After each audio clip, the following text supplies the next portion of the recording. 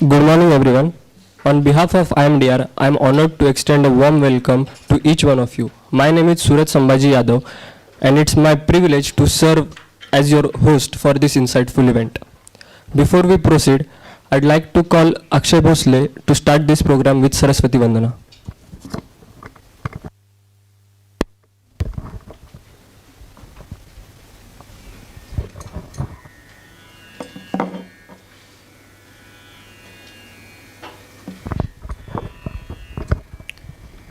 या कुन्देन्दु तुषारहार धवला या शुभ्रवस्त्रावृता या वीणावरदण्डमण्डितकरा या श्वेतपद्मासना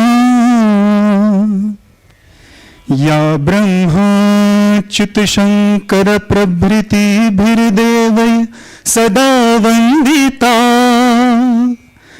सा मां पातु Saraswati Saraswati Bhagwati विशेषजाड्यपहा.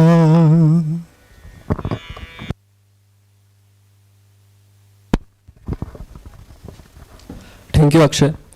Now Shivane sir will brief about the program.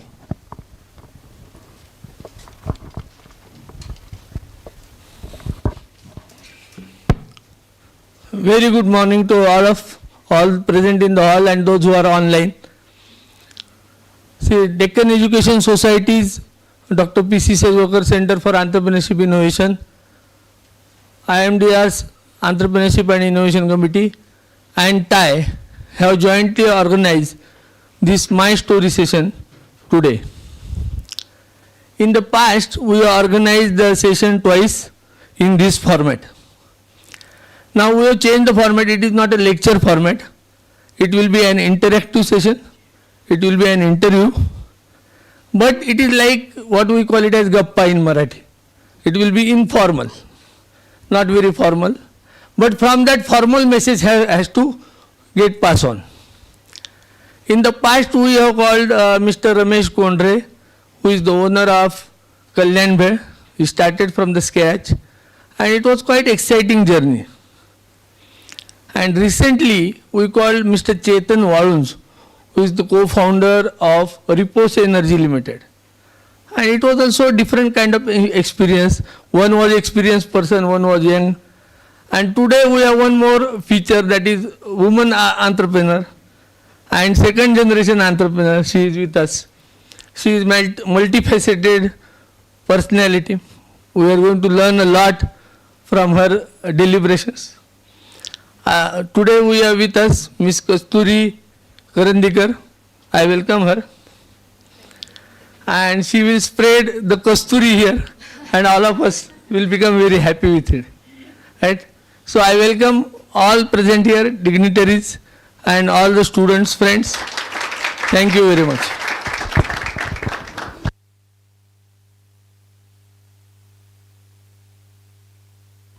Thank you, sir.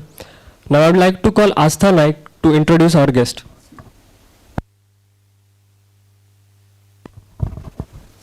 Thank you, Suraj. So, good morning, everyone. Kasturi Karandikar ma'am began her Kathak journey at the age of 8 in 1991. She received a scholarship from Max Muller Bhavan and went to Germany in 11th grade in 2000 and completed her junior college from Ferguson in 2001. She pursued her BE in Electronics and Telecommunication from MIT College, Kothurut, completing it in 2006. Her early career included internships at SP Soft and Praditi Press Parts Private Limited. Later, she founded her own dance studio, Studio K. In 2017, Kasturi ma'am transitioned to a new chapter by getting married and relocating to New York. After a few years, she moved back to Pune, where she raised 2 daughters. Currently, she actively contributes to Fine Fittings LLP, a plastic injection molding factory, with responsibilities spanning from inventory management and general administration to accounting and financial planning. Kasturi ma'am has also delved in quality management systems, earning ISO documentations and certifications. Her expertise to principles of lean manufacturing and the evolving landscape of digital manufacturing IoT. With a keen understanding of HR practices, Kasturi ma'am continues to make significant strides in multifaceted journey as of 2024, while remaining dedicated to pursuing her passion for dance. Thank you. Thank you, ma'am. Thank you, Asta. Now I will call Shika ma'am to felicitate our guest.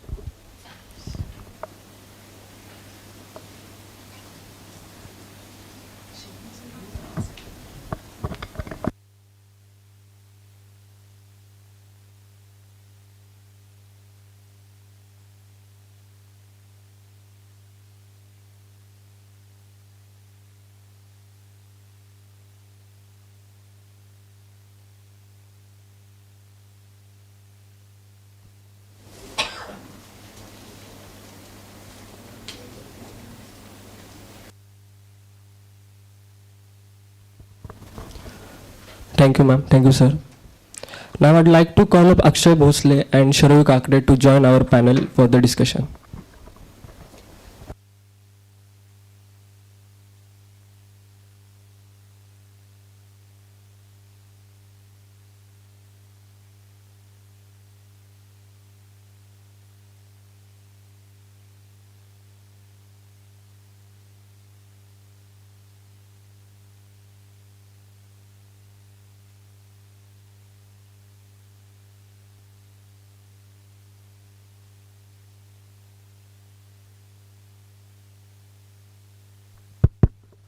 Good morning. Kasturi madam, welcome, and we will start the discussion, right? With your journey, means you can tell us about your journey, and particularly when you started entrepreneurship in 2006. So, yes, so as they mentioned, my journey has been a mix of technical and non-technical.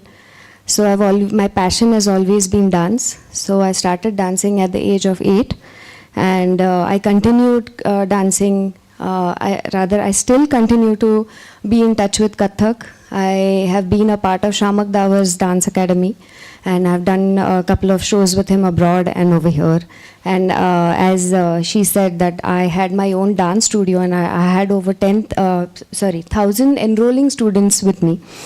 And I had 3 branches in Pune, but as I think the women with over here will understand me, that every woman has to be ready for a change when she gets married. I had to shut down my studio and move to New York. I got married, I moved to New York. But over there also I continued teaching Bollywood and Kathak to about 20-25 students in New York. And simultaneously I kept on learning their styles. In fact, I am a certified Broadway dancer instructor. So that was about my non-technical side. Now about my technical side, I was a science student in Ferguson. Then I did my engineering in electronics and telecommunication from MIT. And then after that, I joined my father in 2017 in his plastic injection molding unit. So I'm going to take about 3 to 4 minutes to tell you how I got motivated to join my father.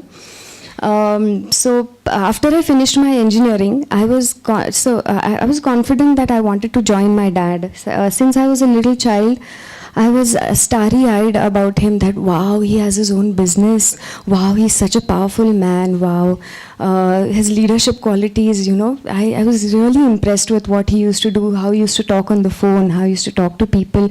So that was my first impression that I had about him, and I knew that, yes, I want to do the same. Of course, little did I know that how much pain it takes. So this was the base, and then after I finished my engineering, I thought, chalo, I'm going to join my dad. So no need of placements, nothing. So I'll just take a nice holiday of 2 months, and then I'll jump on. So, ठीक है, 1 month passed, 2 months passed. So my mother over here, after 2 months, she sat me down and she was like, 2 months have passed. You don't want to do anything. Join your father's business. Start doing something. I was like, nahi, I've worked for 4 years. Let me take a good break. So, she was like, ठीक है, I understand that you don't want to join your father immediately, because as soon as I join, he'll make me work, you know, so much that I'll get bogged down. So she's like, ठीक है, my friend has a software company. See, if you like it, join. I was like, हाँ, छोटी company है, I'll join. So I joined as an HR, totally different.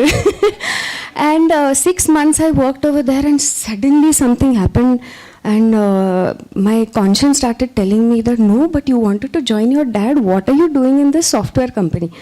But ठीक है, I was like, forget it, I'll leave this company and I'll join my dad. So that's what I exactly did. I left that software company, I joined my dad. And it was a disaster, let me tell you. So, little did I know about the roles over there. My father told me, chalo, you take up the non-technical side, be an MR. MR is the management representative of the organization. Now, the management representative has to be with the company for at least 5 to 6 years, know all the processes in and out, and then set processes, set the documentation and all of that. I was just 1 month old, and he put a pile of files in front of me. I go through that, and we have to face an audit in the next 3 months. I was like, how is this going to happen? I was going through the files and I couldn't understand anything. Unfortunately, my father was tied up with several projects, so he didn't have the time to upskill me, train me. So at the end of 2-3 months, I was like, I can't do this. I'm quitting. So I quit. And you know, somewhere inside me, I felt that my dream is crashing, that I always wanted to be like him. And ye kya ho gaya 3 months mein? I was like, shame on you, but theek hai, no problem. Then I decided to follow my passion. And then that's when I started my own dance classes. I got success there. I had 3 branches and all of that. And then I moved to the US, came back, had 2 daughters. And in 2017, this opportunity came along. My father was getting into this new plastic injection molding venture, and he asked me, do you want to join? At that point, I knew God has given me the second opportunity, and it was now or never. So I was ready that, okay, whatever I'm going to get into, I'm not going to quit. And I just closed my eyes, took a deep breath, and jumped in and never looked back. So this is how I got motivated.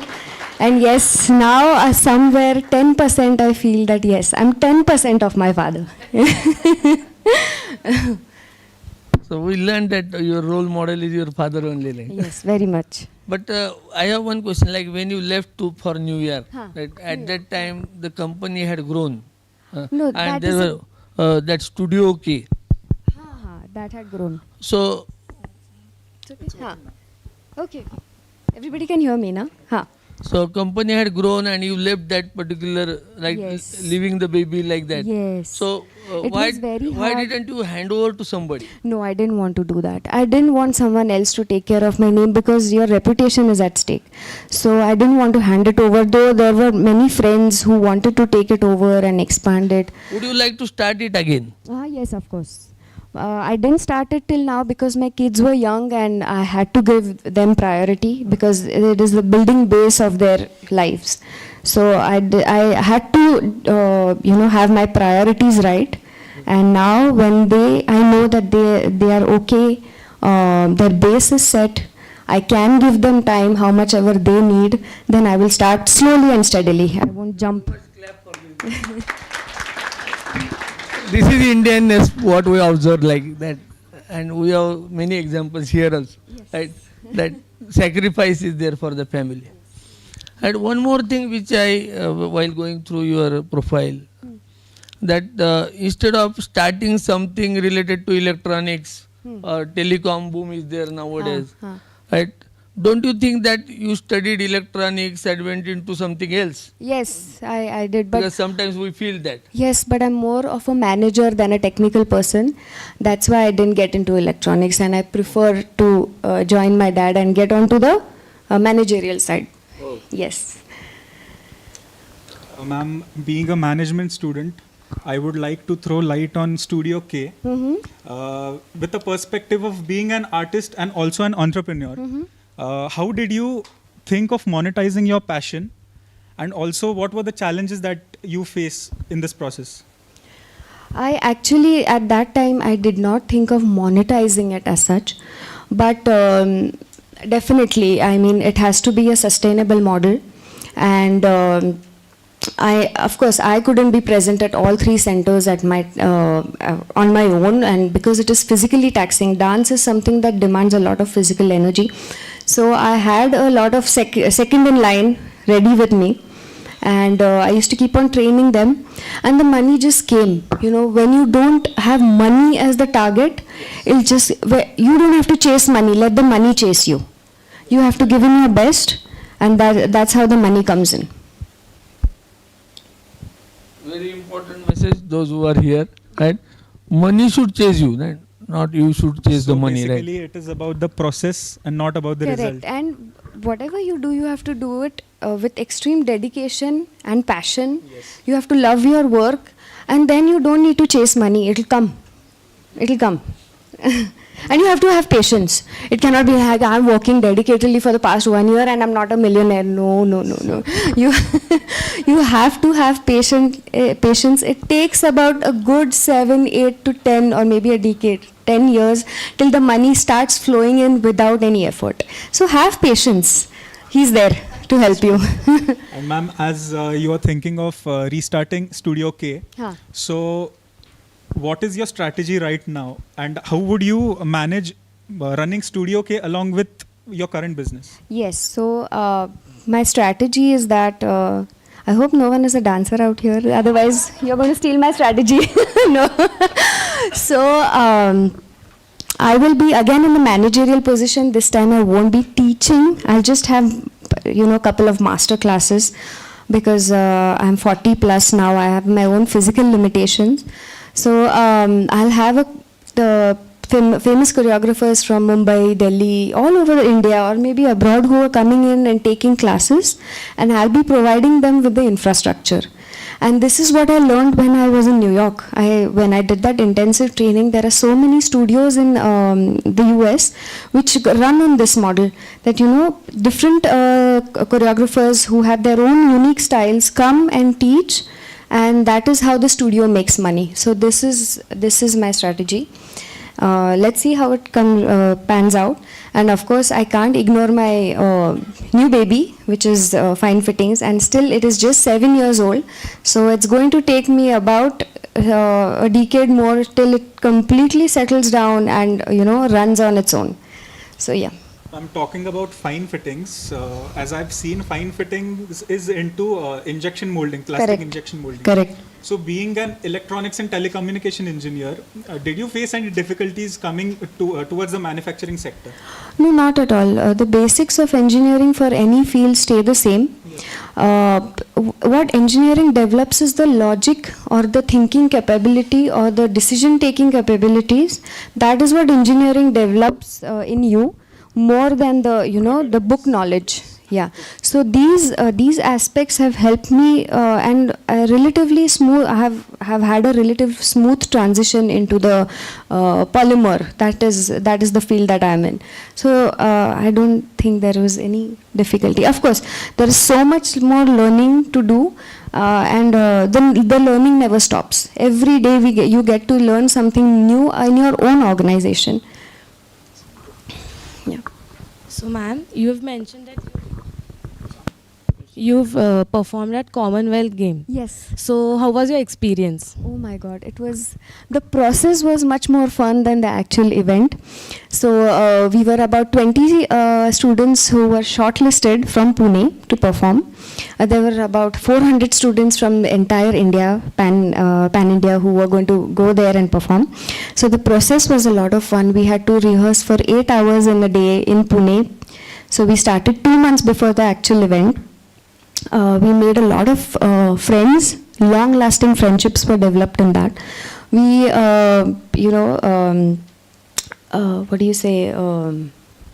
friendships and teamwork.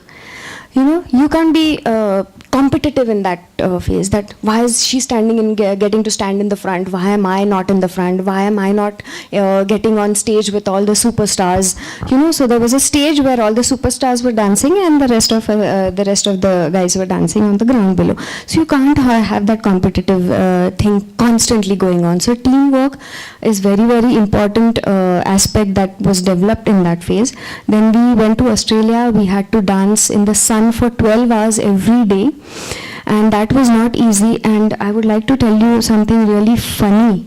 We were put up in a place which was 20 kilometers away from the main ground, which was MCG, the Melbourne Cricket Ground was the place where we performed. And every day morning they used to wake us up at 5:30 because we had to get to the ground for practice, and they gave us chole bhature. Can you imagine 5 o'clock in the morning having chole bhature? And so we complained after 4-5 days that our tummies are going for a toss. Give us bread, butter, jam, kuch to normal. And as a change, he gave us butter chicken at 5 o'clock in the morning. Can you imagine the acidity levels that were shooting up? And then during the practice, they used to hand out packets which were dry sandwiches at 2 o'clock, 2 in the afternoon. I was like, give us butter chicken in the afternoon and these dry sandwiches in the morning. But no, till the last day, as a treat, and on the last day, we got pizza at 5 in the morning. So yes, then the last day was fantastic. There were 80,000 people who were watching us. Of course, we were like tiny dots on the field, but we didn't care. There was so much lighting and so many huge screens and fireworks, and I got to dance with Aishwarya Rai, Rani Mukherjee, Saif Ali Khan, and Shreya Ghoshal was singing. So it was a fantastic experience. But again, let me tell you, they don't rehearse as much as we do, and they were looking behind at us and dancing because they were obviously forgetting the steps. That's great. One more thing which I came to my mind while going through the profile, that mostly those people who go US do not come back.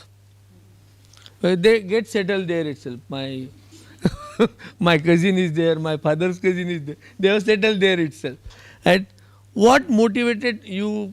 Is it because of your father's love or some affection did you came back? It's my parents' love, not only my father. I can't do this to my mother. Oh, sorry.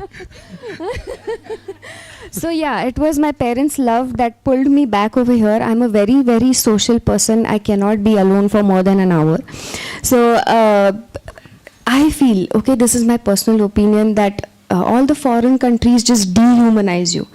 They take the social aspect of your life out from your lives. And that's what I didn't like about America. So I went there, I was busy for 1 year. I was fine in that 1 year because I was going out, I was meeting people, I was meeting dancers from all over the world. But then immediately I had my first child, and that's when the downfall started. I was living in a building right across the Hudson River, and everyone in my building was working. So they used to get up at 7 o'clock in the morning, leave for work, and come back straight at 7. And then they did not have the bandwidth to make friends and have conversations. And so I had no friends in my building. I had no one to talk to except for my husband. And I was like, yaar, I need one friend. I need one friend who maybe has a child so that even my child gets a friend. Yes. And how much will I go to the mall? Because there is nothing else except malls and buildings and offices over there. Yes, and frozen food. But because I was at home and I had a cook, that was one thing that I had. I was like, I'll save money, I won't shop, but I will have a cook because I need fresh food every day. But there was no one to talk to, and I was literally on the verge of depression. I used to start having fights with my husband that I can't live here.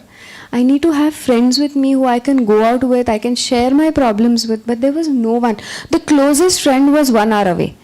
And we had to take appointments to go and even meet them. Like, are you free on the weekend? Then they were working obviously, so not every weekend they were free. So meet them once in 2 weeks. And how much can you shop and how much can you, I just lost interest. I was like, Mera Bharat Mahan.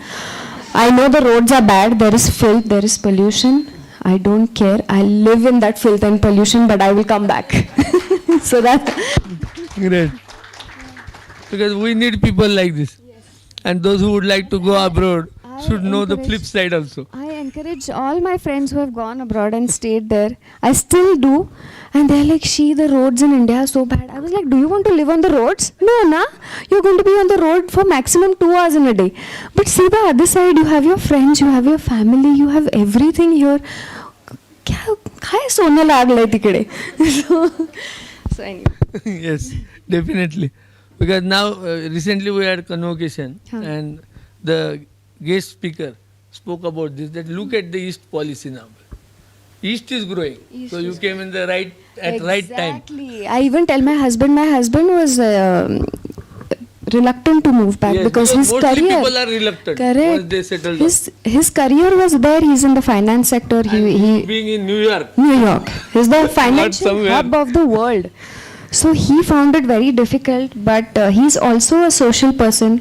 When he came back, he still, till today, he tells me, I'm not enjoying my work. But I was like, imagine going back to the US and living in that cold for 7 months where you don't get to see anyone except for me. He's like, no. This is good. This is good. Because convincing him is quite a bit task actually. So what about your children? Did they grow there? No, the first one was born over there. And my second child was born here, so I'm going to have a tough time when they grow up, and one has an American citizenship and the other was born in Pune. So I'm going to need. Sometimes I have seen the child also behaves differently. Right? Sometimes what I observed, those who settled in US. No, life. we came back when she was just 2 years old. Okay. And both my kids are also very social, so I know for a fact that they are much more happier with their grandparents and their friends. They're happy over here. Yes. Trust me. Good. So going back to the industry, like what I observed is that you started learning module wise. Sorry, I would like to add one more point. That there is a misconception that doctors and hospitals in the advanced countries are way better than us. That is not the truth. I have had my first-hand experience. My first daughter was born there, and my second daughter was born here. So I can tell you with confidence that our doctors are much better equipped and are much better learned than the doctors abroad.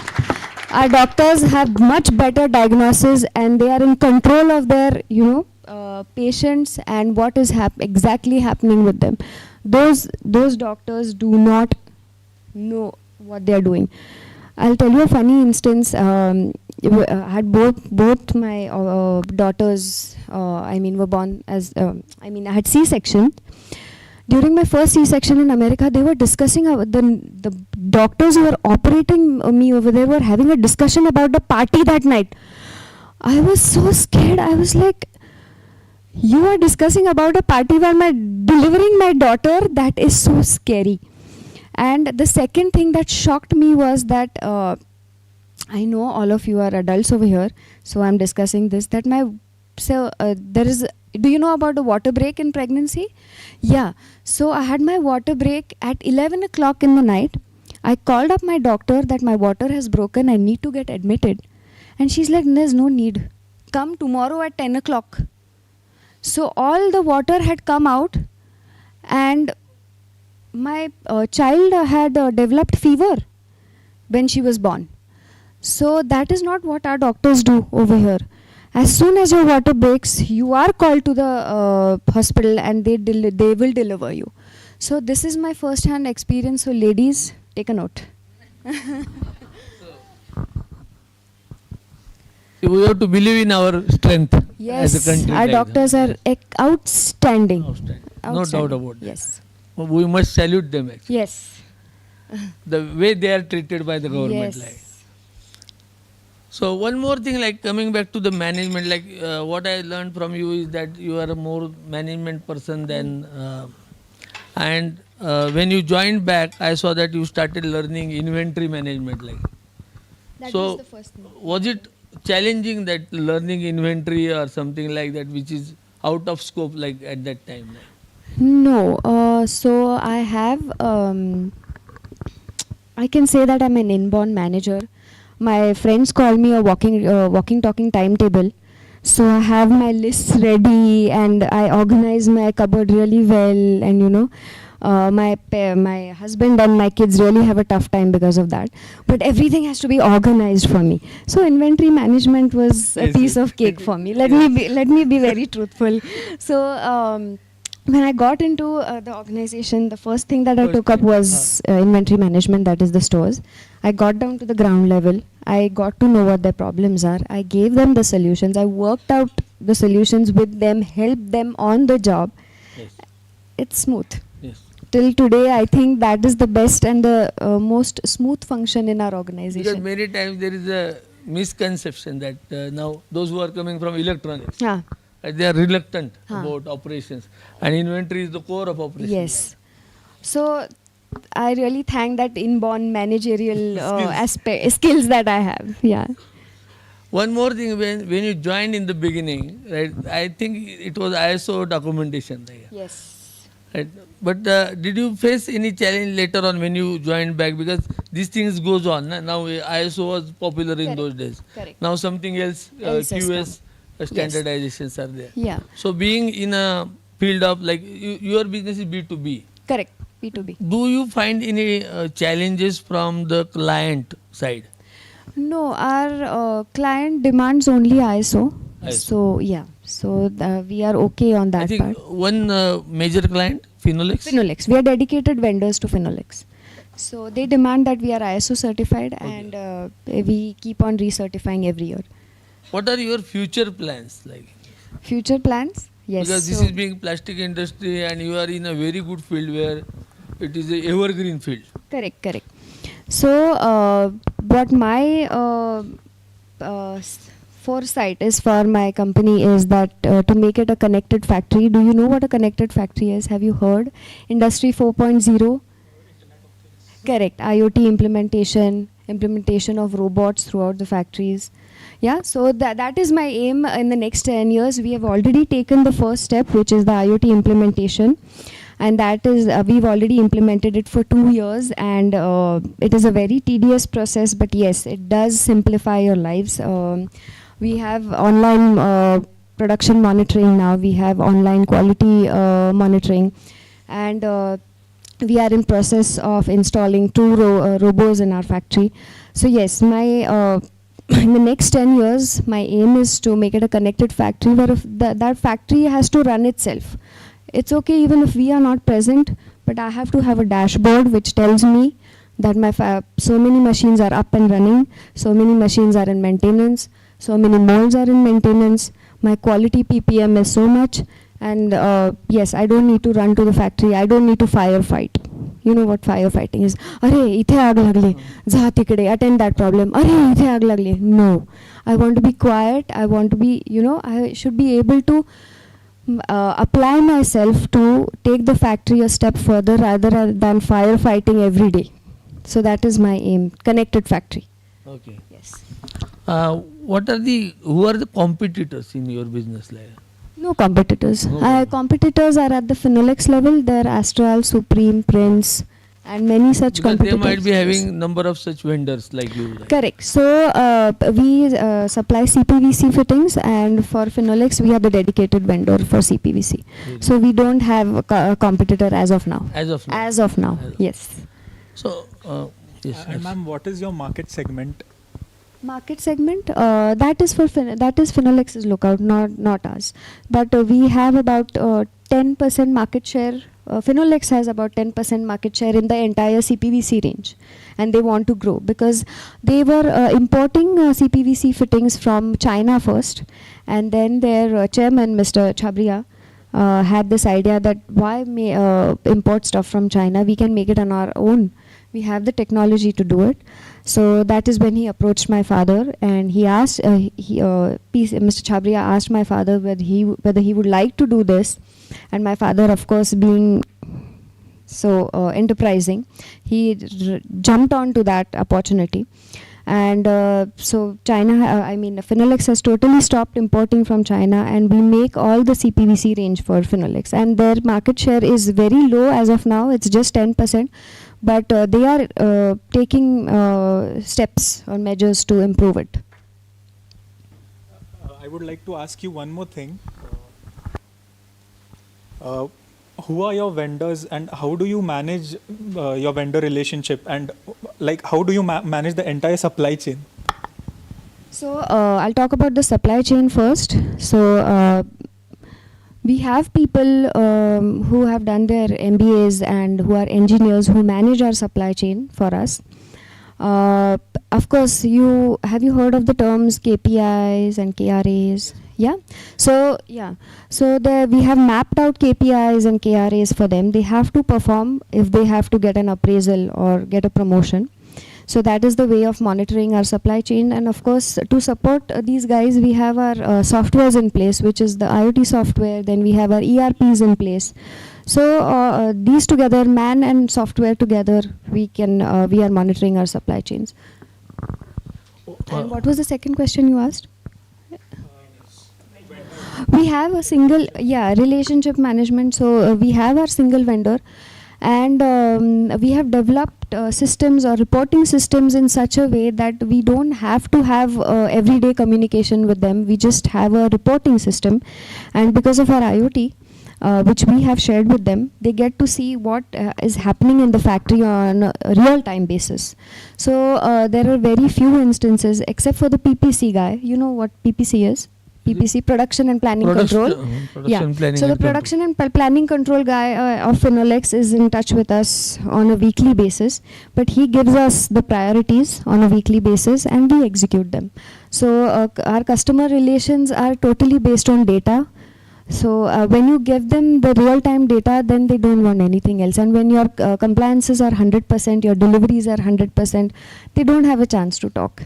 So the entire management right now is semi-automated, and Semi-automated. it will become better in the future. Yes, we are striving so that we don't even get that one call from that PPC guy. Yes. Good. One more thing, like during COVID-19, like people face a lot of challenges. Yes.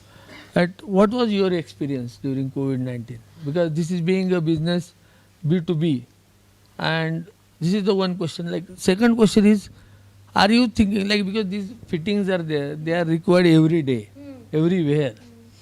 And I have seen that Delhi market is well grown about this.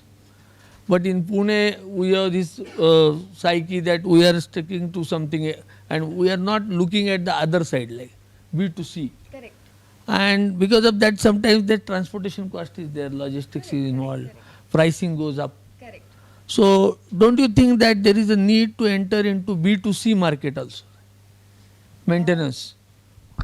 Right now, we are not getting into the B2C category because we are into contract manufacturing. We cannot go split from Phenolix and give them competition. Okay. So we are not looking at competition. that. What I mean to say, it is complementary, something like. Complementary. We are not getting into that as of now. Yes. Because Phenolix has promised us that they will expand in future, and we have 40 machines as of now, and they have proposed that we install another 40 to 60 machines more. So we are just concentrating on that aspect as of now. We are not getting into, B2C. And yes, about the COVID, yes, industries throughout were affected.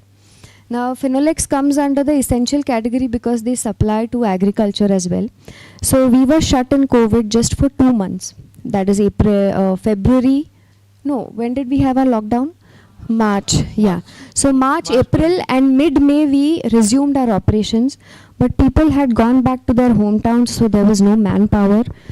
And the land on which our factory stands, it is rented. So our landlord said that is a fixed expense for you, that you have to keep on paying that. But we requested him and he did subsidize the rent for us. So that was a big challenge for us, to pay rent when nothing is coming in, to pay out money when there is no revenue. Then there comes the electricity cost, where that is a major cost for us as well. So there are two parts in the electricity bill. One is the fixed cost, and one is the variable cost. So MSCDCL helped us on the fixed cost by reducing the contract demand, but they did not reduce the variable cost for us. So that was another impact for us. And we had to pay the people their salaries who went back home. So they were not working for us, but we had to keep on paying them salaries if we wanted to retain them. So this was a major financial blow for us. But because we started in 2 months, we revived pretty quickly than the other industries. So 2 months beating was enough, but it didn't completely wipe us out. Yeah.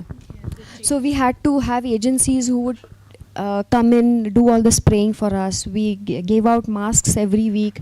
Of course, people did not wear them, and you have to keep that 2 feet distance. Of course, people were not maintaining that as well, because we have our packing lines where people stand. It's a single flow line where people have to stand next to each other, and of course we couldn't give them 2 feet distance between. So there were some bypasses, but we got over it. Yeah, they didn't even wear their masks because it was so hot. In the summer months, they used to take off their masks. But we encouraged them by giving them sanitizers, hand wash, everything. We did what we could, but eventually, all of us got through it. This brings me to another aspect of management. The manpower is there. Manpower, as you are thinking of making it automated, manpower will be reduced. It will go back to maintenance only.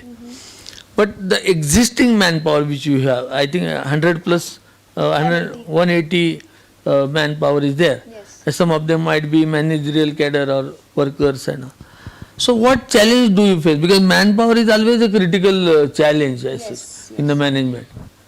So industry works on the 4M principle. Do you know the 4M principle? Anybody? Okay, so it's man, machine, method, material. And who is the most notorious out of all of them? Man. Because the other three don't have their own brains. The man has its own brain and it works where it should not work. So when we talk to representatives from other companies, and we realize that all of us are going through the same manpower issues, and we got together and we decided that there should be some sustainable solution that we should have for these manpower issues. And then, of course, my father being the president of MCCI, MCCI provided us with a platform where we could discuss these problems with other companies. We got in touch with an HR consultant who, through their website, are guiding us how to get in control of these manpower issues, mainly by defining their KRAs, KPAs, all of that. So when a person is held accountable, that is when a company grows. So for example, a middle management is held accountable. Automatically he's going to hold his juniors accountable, and that's how you go. And then of course defining policies, your HR policies, leave attendance policies, all of that. So a manufacturing unit like us, the MSMEs, generally don't have all these policies in place. They don't have their KRAs, KPIs defined.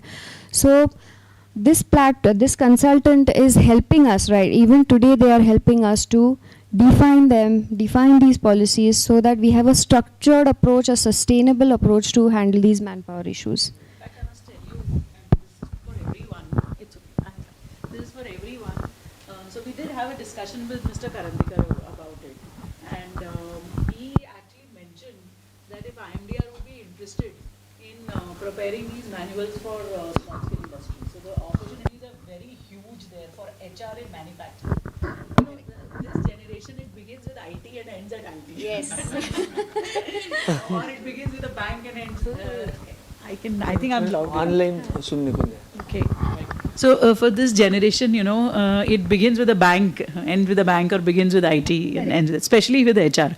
So I think manufacturing firms, where the focus is process and machines, that's where, you know. On the production and not on the problem statement, which is the man. And here the one more question, right, with this.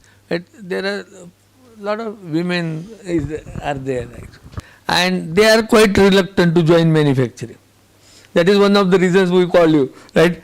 How can they be motivated to join manufacturing? And can you give us pros and cons about manufacturing and services being a woman, like? So I think my message to all the women who are here, that in fact instead of chasing the IT sector, you should jump into manufacturing. I'll tell you why. The world runs on, the world is, partial, or there's a favorism for minorities everywhere in this world. And women are minorities in manufacturing. So we do get all the attention. So you have to make the most out of this fact. So, and I have experienced that in the 7 years of my experience, that yes, there of course there have been incidences where, you know, people don't take instructions from me being a woman and being young, relatively young. So there was an instance where I went to the shop floor and I was giving instructions to operators, and they used to just laugh it off, you know. And then there was this management guy. So this was in my initial days. There was this management guy who came in, and I just asked him for something, and he was like, "Majhakad nahi hai, me nahi denar." Oh, you know. And I realized that he's only talking to me like that. So that is where, you know, I went. Of course, I went to my father for this, and he's like, "Use your powers." You have to tell them who's the boss. So yes, my partner also, he's also a boy. He also supports me. So both of us are into the day-to-day administration, and whenever he feels, or I feel that people are not listening to me, he just steps out. He's like, "Use your powers, take an informed decision, let me know, and we'll execute it." So yes, of course, I have the support of my father and my partner, and I use my powers. You have to. If it is for the best of the organization, I'm not doing it in any personal interest. So ladies, get out into the manufacturing industry. You will get more attention over there.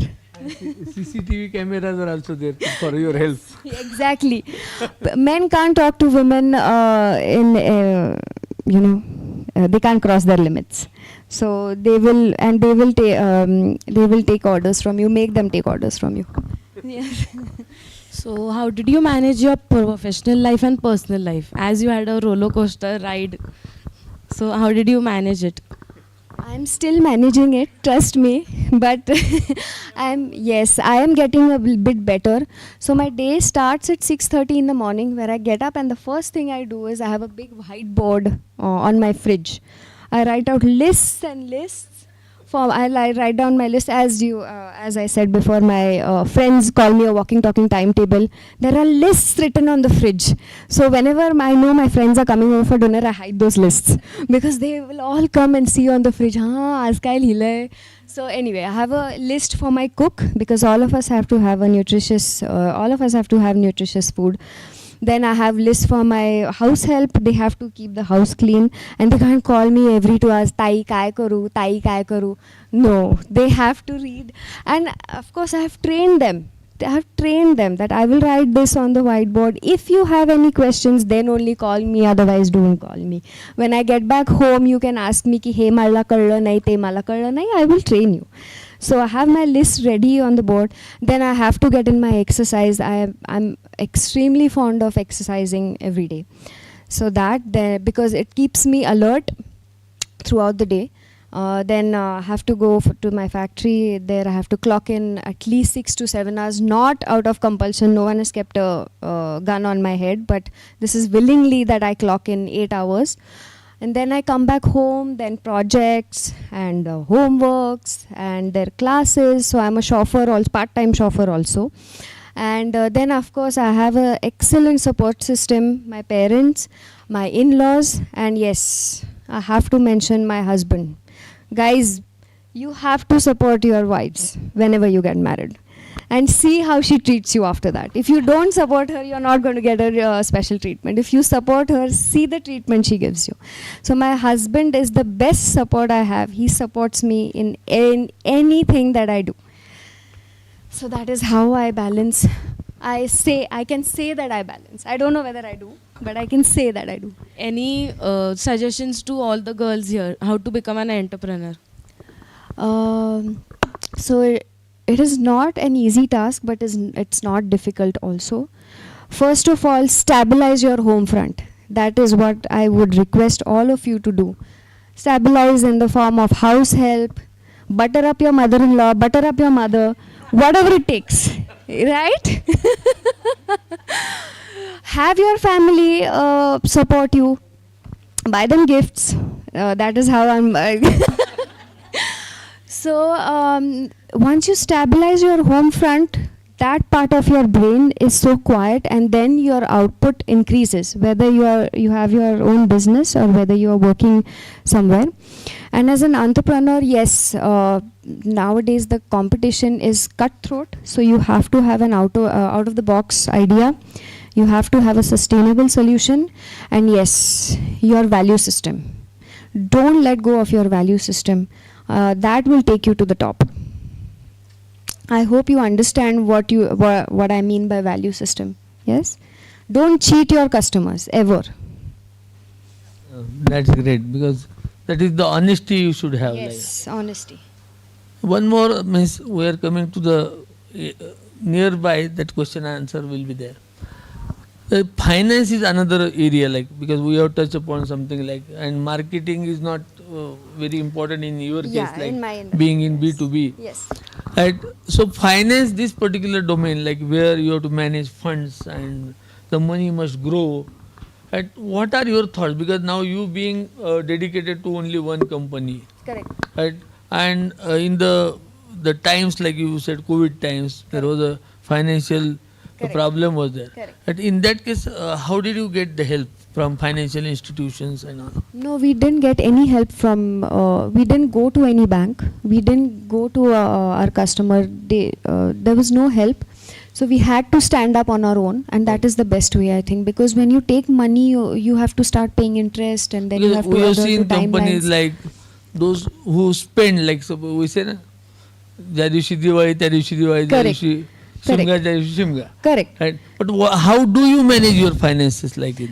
Is it So- conservative? Because sometimes these students are there, they see huge packages, bulky packages being offered Right. by banks and so on and so forth. And even though we tell them something, they may not get attracted to your companies, like small and medium size. So in such a situation, getting a manpower and getting a better package so that there is a feel-good factor. What are your plans, Miss? We don't exactly deal with, educated class of people. Okay. So we have about 25 staff who are who've come from the villages, Yes. who have who have their degrees, and so people who come from the villages, for whatever we offer, they are happy with it. Okay. And I'll tell you about the blue collared staff that we have. Huh. So one aspect is this, that they want to get better packages Yeah. and all of that. But I'll tell you the other aspect of it as well, that if you give them more than they expect, for example, their expectation is 100 rupees and you give them 120, they will start bunking. Their holidays, they take more holidays. They are happy with those 100 rupees that they get, because they are like, मला माझी दारूची बाटली मिळतीये, मला माझं जेवण मिळतंय, बस, I'm happy. I don't want to work more. So that is what we are facing. That if you give them anything more than they expect, their holidays will start increasing. Yes. So we are dealing with that type of problem, and not corporate type of problem where we have to match packages. So, and for our staff level, we have again their goals defined for every That level. you said, you Yes, systematize yes. like- So if they have to move one step ahead, then they have to upgrade themselves. They have to upskill Yeah, themselves. will be there. Correct. Ma'am, I would like to dig deeper into the question with a beginner's or a student's perspective. Being an engineer, how did you learn managing finances? That Because that completely contrasts. Yes. So that I learned only from my father, and that I learned only from the hands-on experience that I got in these 7 years. And again, as I told you, I have inborn managerial skills. So learning was not as difficult as it would be maybe for my other friends, but I had this golden opportunity where initially we had only 20 machines, then Phenolix asked us to put up in another 23 machines. So we had a greenfield field project coming up. So I was involved in right from planning how much built up space we need, how many machines would go in there, what is the infrastructure that we required. So all the stakeholders in this process, we sat down and we wrote down the left side of the menu, and then once we had the left side of the menu, we could write down the budget. So I had a first hand experience in budgeting and financial planning. I can say I'm still not at the I have not learnt it all. I'm still in the process of learning. There are still days when my father comes in, he's like, "Hey Kai, what is this? Is this the way you plan your finances? Where is your cash flow? Where is this? Where is that?" So I'm still in the process of learning, because I'm not an MBA, so I don't have any ready material with me. But yes, I do have experience.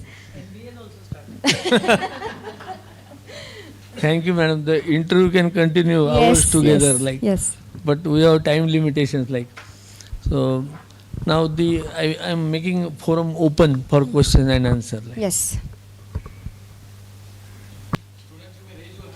Please ask questions which you have.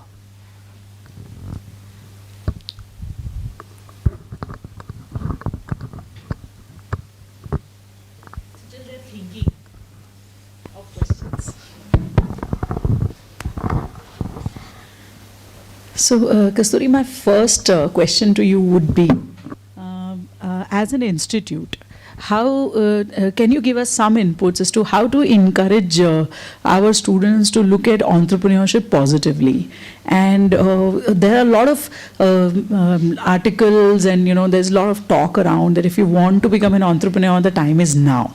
Yes. So, any thoughts on that? What should we do as an institution to encourage them towards entrepreneurship? And second, therefore, to leverage from the opportunities that the ecosystem offers now. So I'll answer step by step. So as I said, you have to, in this cutthroat competitive market, you have to have a out of the box idea for being an entrepreneur, and you have to have your financial planning in place. My father always tells me, look at how a Marwadi operates. He knows what is coming into his shop and he knows what is going out. So be a Marwadi. It's in their blood, and we have to adopt it from them. We have something to take from them.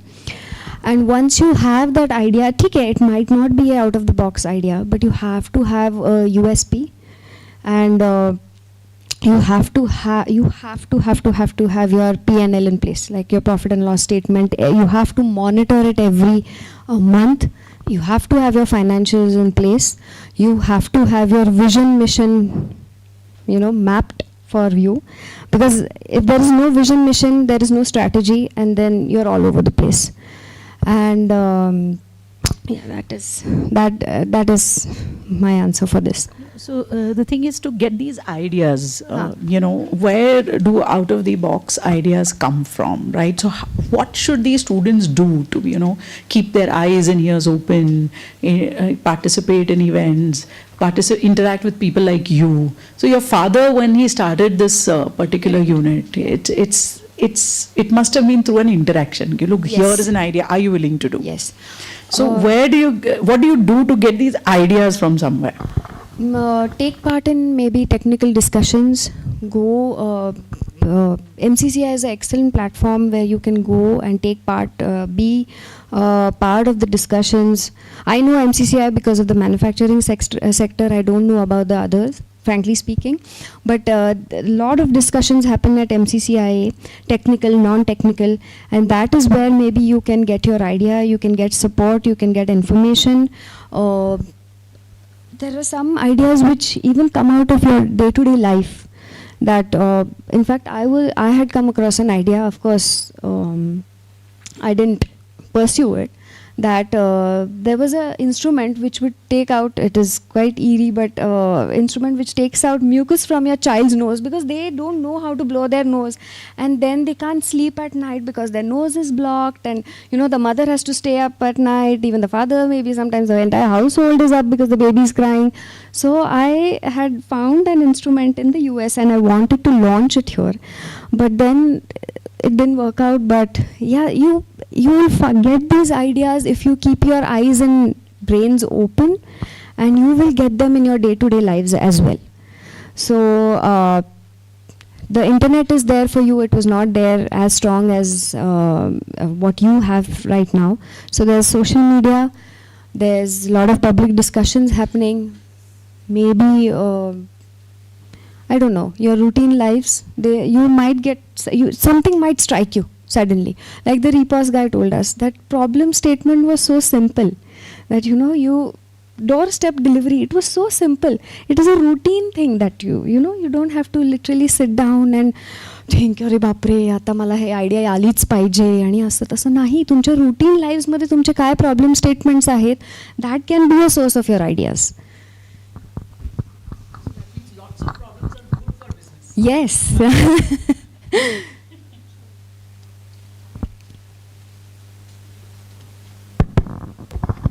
Good afternoon, ma'am. Good afternoon. Now these students are at the verge of completing their education.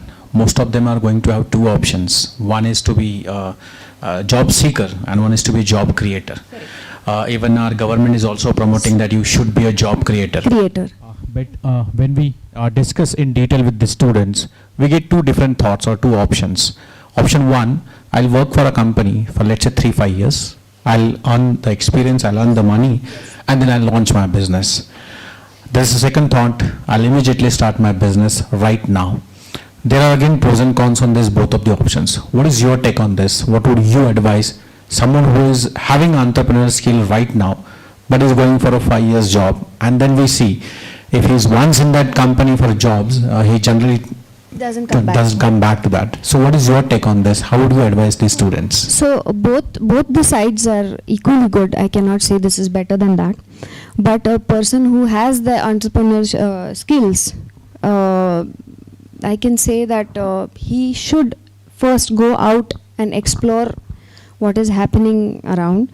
He should work outside, get to know what the industry is all about, how the industry works, what kind of problem statements they have, then how to handle, how to deal with customers, how to manage your manpower. I mean, how to team building, because an entrepreneur needs all these skills. He has to be a jack of all trades. So he learns being a jack of all trades when he goes out and works somewhere and gets that experience. So I strongly encourage people, those who want to be entrepreneurs in the future, that go out, work, get that experience and then start. It will definitely help you. One more thing that we have observed, whenever we see entrepreneur or businessman, they always think about bada business. No. So I that want you to guide them on yes. this. So that is not the way to do it. At least that is my personal opinion. You have to take small baby steps at a time. Get hold of those, get control of those baby steps. Make sure that every step you take, first get in control of that situation. You have to know that you are a master of that situation and then move on to the next step. If you try to take try to take too many things at a time, you won't be able to focus on even one, and then starts the downfall. So start small, take baby steps, and that is the way you'll rise. Yeah, so it has been quite an insightful session. So while I was listening to you, one question that popped up in my mind was, as women, we tend to get a lot of societal pressure.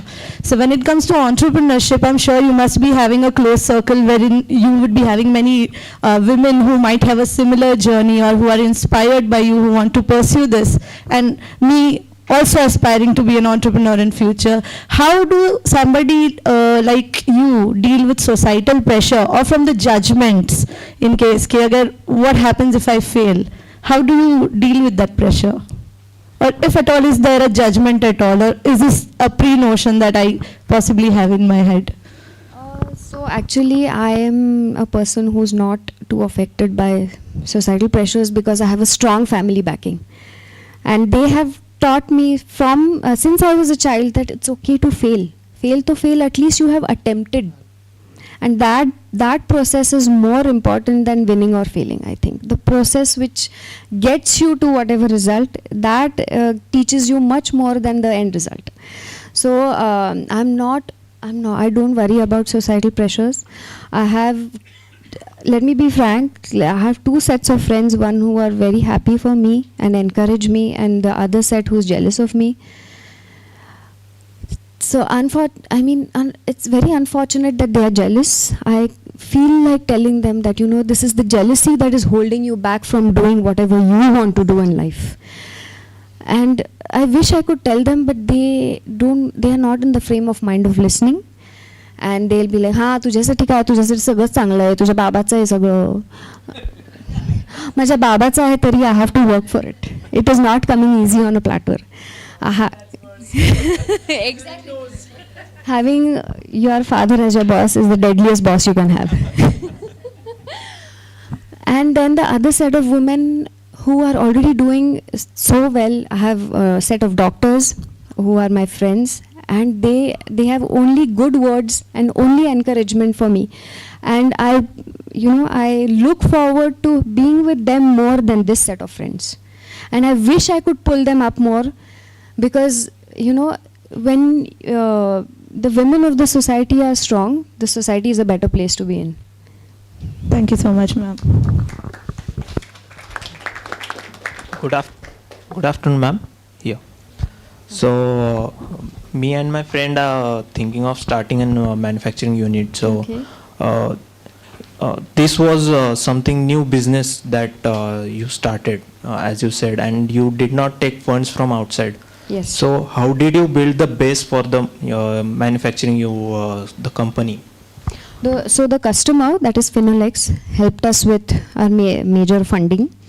So the major investment or the capex that what you call has been done by Finolex, and we are returning it to them on a EMI basis.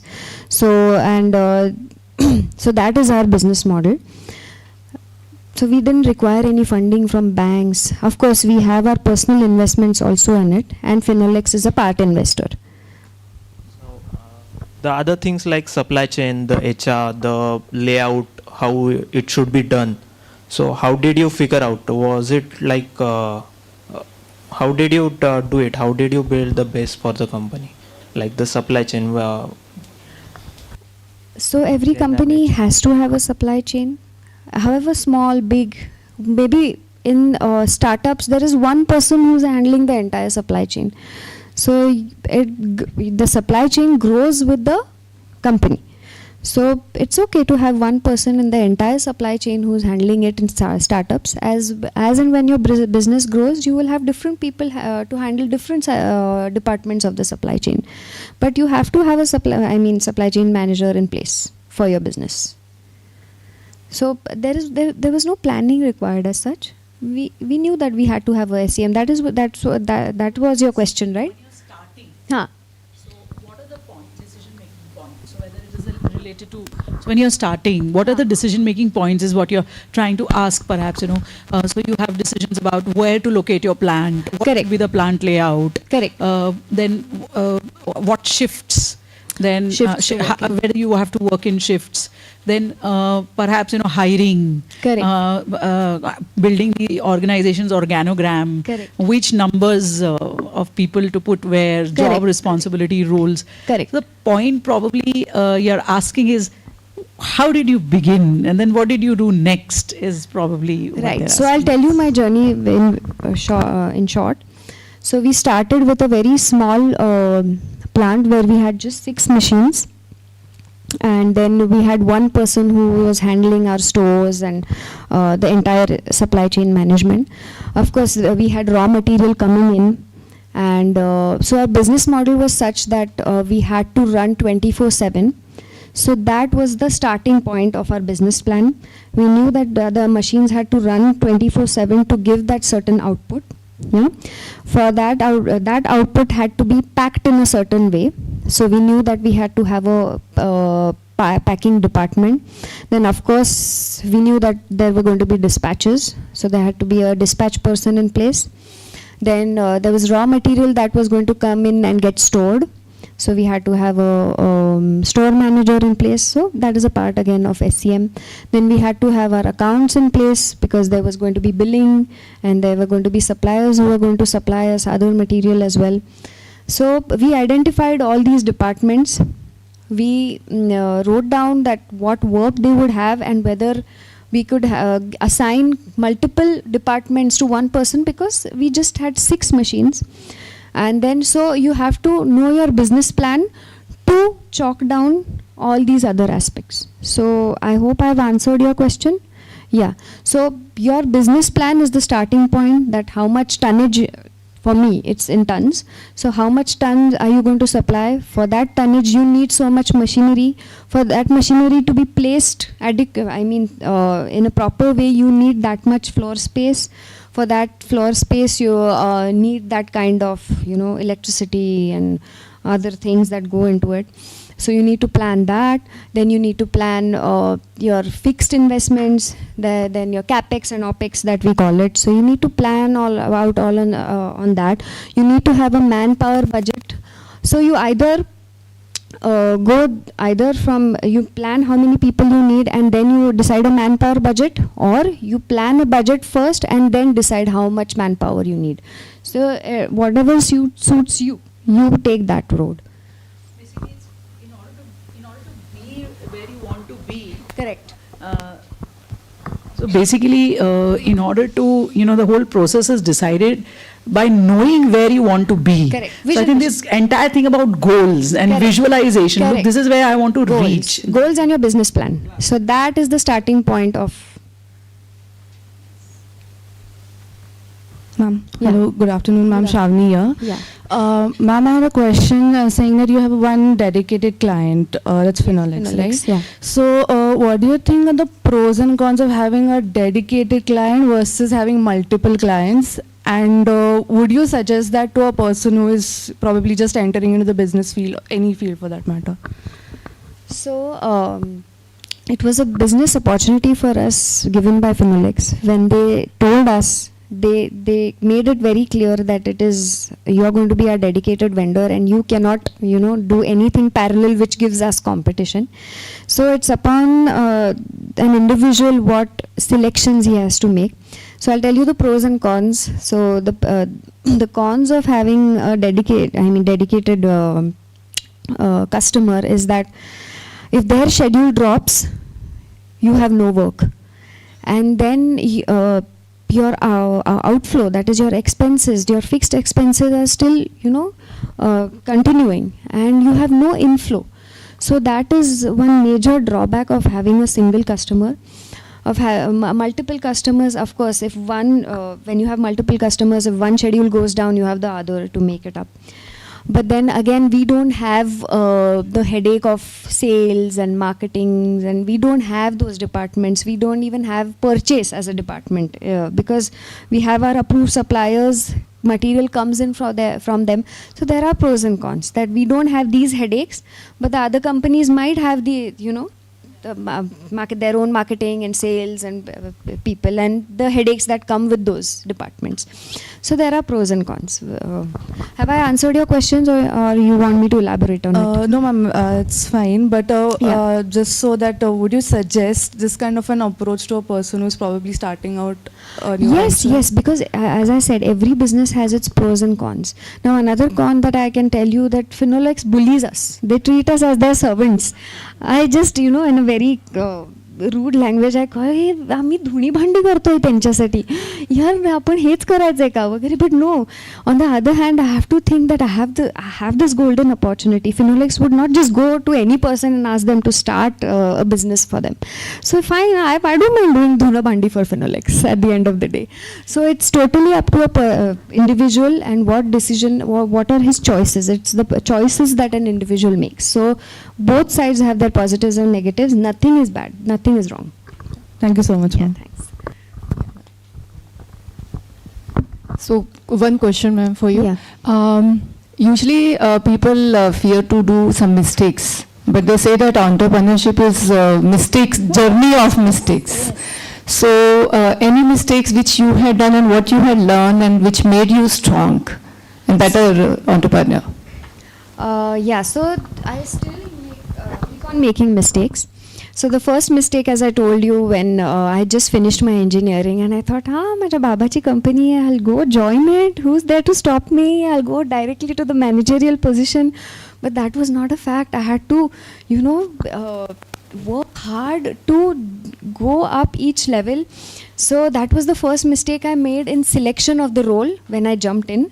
So of course, I cannot select a position which requires 10 years of experience.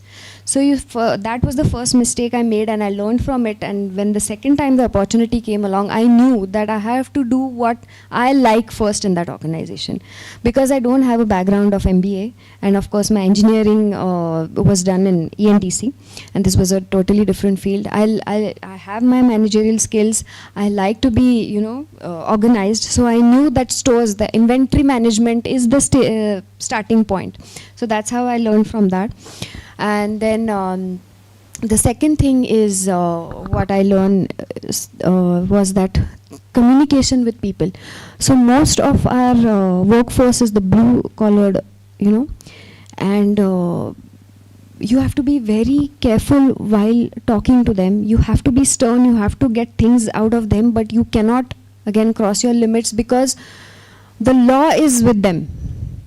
We have the Atrocities Act and all of that in place. So you have to be in your limits when you talk to them. And you never know what can offend them. A small thing can blow up. But again, on the other side, I'm fortunate to be a woman, that I have equally strong laws on my side. And I don't want to use them. So initially I used to be very rough with them. But then I learned that I cannot be rough with them because it can turn against me. So that was the second point. Then third point was, being hyper in any situation.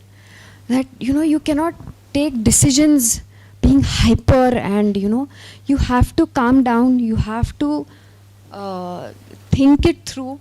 You have to, especially with the customer. For example, there was some argument between me and my father that why don't you go and tell this to Finolex? This is not right how they are treating us and this and that. So my father was like, fine, if you feel that is the right way to do it, go and tell the top management that I feel this way. But think about the repercussions. Then at that point I was like, okay, I cannot go and talk out everything that comes to my mind. I cannot be hyper. I have to sit down quietly, think that okay, if I say this, these might be the repercussions. The repercussion might be even losing my vendor code. So, cannot be hyper in any situation. And not to react, even when the blue collar people comes with stupid, petty fights, and you cannot be like, hey, no. You can, you have to think, you have to take time and sort out their fights. So because we have 180 workforce who are from the blue collar category, we have to think and we have to give them solutions in such a way that no one is hurt. So that's what I learned. And again, as I said, it's only 7 years. I'm still learning, I can say. Thank you so much, ma'am. Thank you. Hello, ma'am. So as you mentioned that you're changing your organization from semi-automated to 4.0. So which difficulties are you facing to convert in IoT? Do you have any experience in this? So when I use these technical terms, you'll know. Yes, ma'am. Yeah? Okay. So when we implemented IoT, our first challenge was having our masters in place. The machine any software has to have its masters in place. If you don't have your masters in place, like the number of machines that you have, the parameters for that machine, then the tonnage, then you have your mold master. Molds, you know what molds are, right? So you have to have your mold master in that machine. So what the IoT picks up is the machine, the mold, and how much output that mold is giving for that machine. If your masters are not in place and you feed in garbage, you're going to get garbage out. Okay? Again, in quality. For example, we have certain in-process rejection that is coming out of our machines. And if the person is not capable of entering that rejection in our IoT system, it will give you garbage at the end of the 24-hour shift. Like for example, I can see that there is 1 ton of material which is lying in rejection in one shift, and the IoT is telling me that it's only half a ton, then I know that garbage is being fed and it's not going to give me a true result. So these are the challenges, that upskilling of manpower. For example, you have to train those people who are using that software. You have to train them how to use it to their advantage. Then you have to have your masters in place. You have to get that software to reduce your work. Okay, that is the most important thing. You have to get that software because there is so much data being generated every single second that you have to automate it and give you a summary which you want, like customize it. It is called customization. So you have to customize the output of that IoT in the form that you want to. So these are the initial challenges, and I can say that so yes, one more factor is that if you understand, do you understand downtime of machines? Yeah, in a manufacturing shop you have a uptime and then you have a downtime, right? So when we initially installed that IoT software, it was telling us the total downtime that all the machines had. So then we called up our supervisors and asked them why was this. So literally we went machine by machine and asked them why this machine is having so much downtime, why there is you told me that this machine is running, but it is showing me that it is only running at say 50% efficiency. What is happening? So then they started fidgeting, they started suddenly realizing that the top management is monitoring each and every minute. So now we have, there is no point in blaming them. You have to upskill them. If you blame them, they are going to leave and then a new person is going to come in place and all your training till date is going to go waste. So we had to upskill them. We had to tell them that, see, this is being reflected on our screens. This is what we get to see. So it is better that you run your machines efficiently. This is a control plan for you. You know what a control plan is? Okay, this is control plan gives you what mold you can operate on which machine and how efficiently it can be run, in short. Okay, so we have our control plans in place. set the machine according to this control plan, get the output desired, and you will not be asked questions.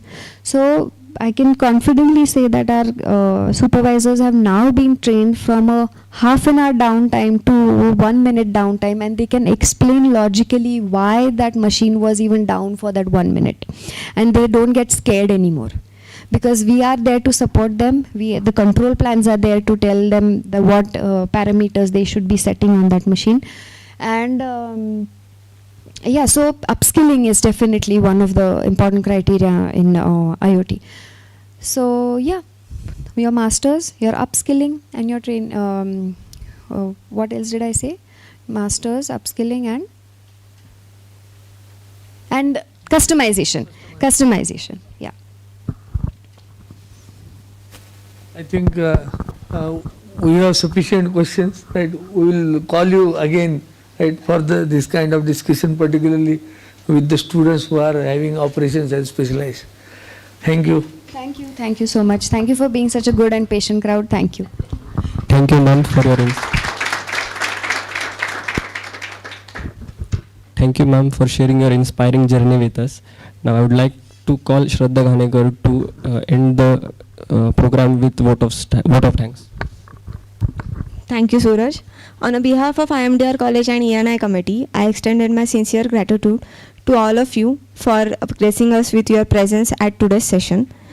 I would like to express our heartfelt appreciation to our esteemed guest, Ms. Karandikar ma'am, and for sharing her valuable insights, experiences, and expertise with us. Your words have truly inspired us, ma'am. We are grateful for the enlightening discussion and the knowledge shared by Kasturi ma'am. Your dedication and passion for entrepreneurship serves more inspiration for women entrepreneurs everywhere. I would like to thank Director ma'am, teaching faculty, and non-teaching staff who have contributed to the success of this event.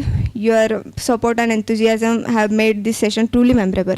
Thank you once again. We look forward to such experiences in future. Thank you so much.